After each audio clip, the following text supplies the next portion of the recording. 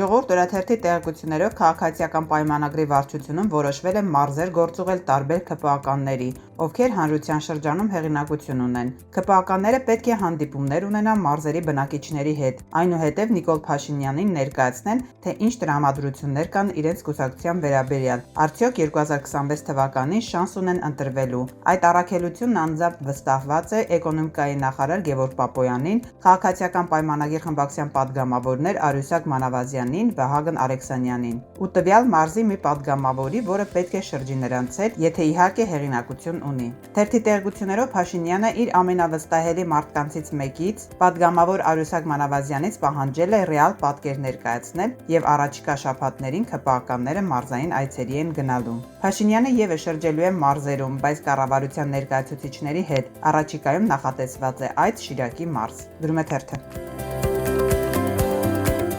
Հրապարակ թերթը գրում է. Միացյալ Նահանգներում Հայաստանի դեսպան Լիլիթ Մակունցը որոշ տեղեկություններով բազմիցս դիմել է ամերիկյան իշխանություններին կալանավորված Վարդան Ղուկասյանին Դոգին Հայաստանին արտահանձնելու խնդրով, սակայն մերժում է ստացել, բայց նորից է փորձում հույս ունենալով, որ գոնե մի հարցում օգտակար կլինի պետությանը մինչև Հայաստան վերադառնալը։ Գրում է թերթը։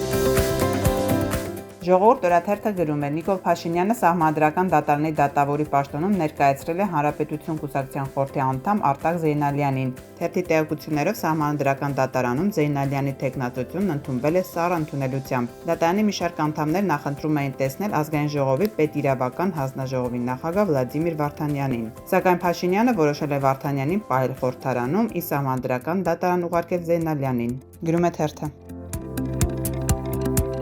Հրապարակ թերթի տեղեկություններով Նորք Մարաշ վարչական շրջանի ղեկավարի տեղակալ Տիգրան Վարդապետյանը, որը գլխավոր դատախազ Աննա Վարդապետյանի եղբայրն է, աշխատանքից ազատվել է։ Նորք Մարաշի վարչական ղեկավար Միքայել Օհանյանը թերթի հետ զրույցում հաստատել է տեղեկությունը, նշելով, որ նա սեփական դիմումի համաձայն է ազատվել 15-ից 20 օր առաջ եւ տեղափոխվել է մասնավոր ոլորտ։ Գրում է թերթը։ Հրապարակ թերթի տեղեկություններով Ռուսաստանի արտգործնախարար Սերգեյ Լավրովի այցն էլ չի լուծել Սյունիքում ռուսական հյուպատոսություն բացելու հարցը։ Ռուսական կողմը փորձում է Սյունիքում հյուպատոսություն բացել դեռևս 2023 թվականից, մինչդեռ 2022-ից Կապանում հյուպատոսություն ունի նաև Իրանը։ Մոտ օրերս էլ Ֆրանսիայի հյուպատոսությունն է բացվելու Գորիսում։ Չնայած ռուսական կողմը հայտարարել է, որ մինչև մայիսի վերջը կլինի կոնկրետ պայմանավորվածություն, սակայն թերթի տեղեկություններով ամեն ինչ արվելու է, որ հյուպատոսությունը չբացվի։ Գրում է թերթը։